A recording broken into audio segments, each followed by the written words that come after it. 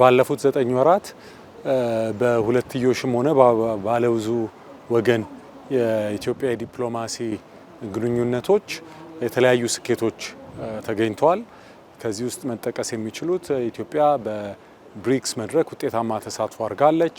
የአፍሪካ ህብረትን ውጤታማ በሆነ መንገድ አስተናግዳ የህብረቱ የሰላምና የደህንነት ምክር ቤት አባል ሆና ተመርጣለች። እንዲሁም ከአጎራባች ሀገራት ጋር በተለይ ከወደብ እና ከባህር በር ጋር በተገናኘ ከጎረቤት ሀገር ጋር የነበረ አለመግባባትን በሰላማዊ ዲፕሎማሲያዊ መንገድ መፍታትና በዓለም አቀፍ ደረጃም የኢትዮጵያ የባህር በር ጉዳይ የተሻለ ተቀባይነት እንዲያገኝ ማድረግ ተችሏል።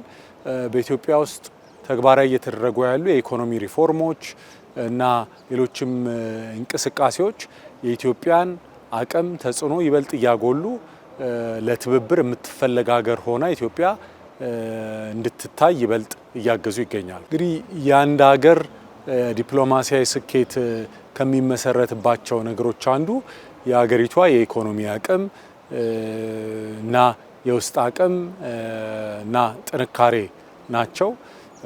የማክሮ ኢኮኖሚክ ማሻሻያዎች ከዛ ጋር ተያይዞ የሚመጡ ውጤቶች ሀገራችን በቀጠናው ተጽዕኖ ፈጣሪ እንድትሆን ኢትዮጵያ በመሰረተ ልማት ከጎረቤቶቿ ጋር ከቀጠናው ሀገራት ጋር በመቀናጀት በኃይል አቅርቦት ከኬንያ፣ ከሱዳን፣ ከታንዛኒያ ከሌሎችም ሀገራት ጋር እየፈጠረችው ያለው ትስስር የኢትዮጵያ የኢኮኖሚ እድገት የኢትዮጵያ ልማት በኢትዮጵያ ብቻ ታጥሮ የሚቀር ሳይሆን ለቀጠናችንም ለጎረቤት ሀገሮችም አቅም የሚሆን እንደሆነ በተጨባጭ እየታየ ያለ ነው። ከጊዜ ወደ ጊዜ የተቋም ግንባታ አቅምን ማጠናከር ላይ የሚሰሩ ስራዎች በቀጣይነት በስፋት የምንሰራቸው ስራዎች ይኖራሉ።